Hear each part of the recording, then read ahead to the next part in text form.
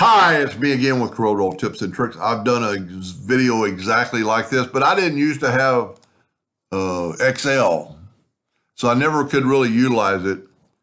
So I've got and this isn't for a taper.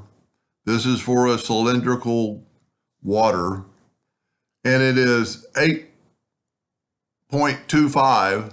No, here's the one. It's 8.75 around. I get these paper tapes from IKEA. Every time I go shop there, I pick up a couple.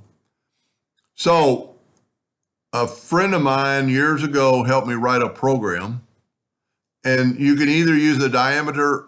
This is an Excel program, or the circumference. I find the circumference is more accurate because of the fact that it's, on this bottle, it's got a rounded edge, and you might not, be able to get the diameter where you can very easily measure around it. So I put in 8.75. I made a logo of 2 inches, and it came up with 2.231. And you could, if you want to get way out there, but I just typed in 2.31. And then I went back into Corel. And if you can see, this is an ellipse that's 2 inches. That could be your logo. It could either be text to path, or it could be anything that's round. Well, I made it, the width of it, 2.231. And look at the difference.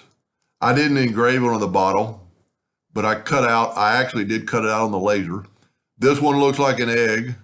This one looks like an ellipse.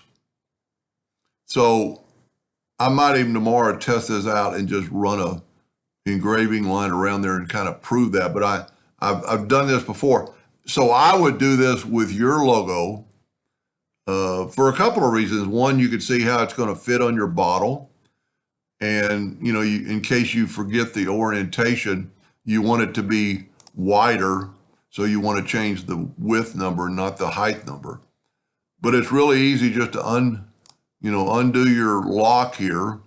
And we started out with 2x2, and we'll go right here and go 2.231, and it elongates your logo. You'd want your logo if it had, and I am going to do that tomorrow. I'm going to do like maybe the round Aztec calendar, and you'll be able to definitely tell the difference.